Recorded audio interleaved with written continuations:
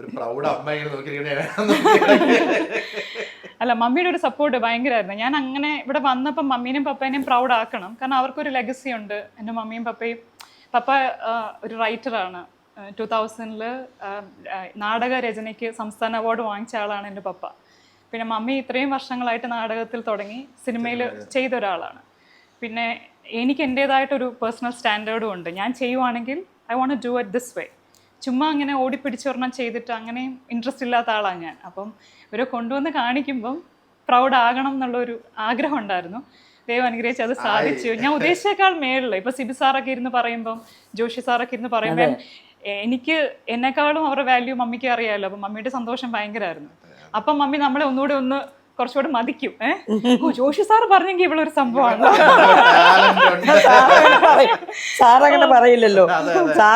സാറിന്റെ എല്ലാ പടത്തിലും ഞാൻ കുട്ടി മേടിച്ച ആളാ.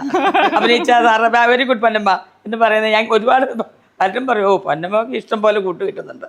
സാറ് പറയുന്ന പോലെ നമ്മൾ അഭിനയിച്ച സാറിന്റെ കൂട്ട് കിട്ടും, തെറ്റിച്ച സാറ് വഴക്കും പറയും.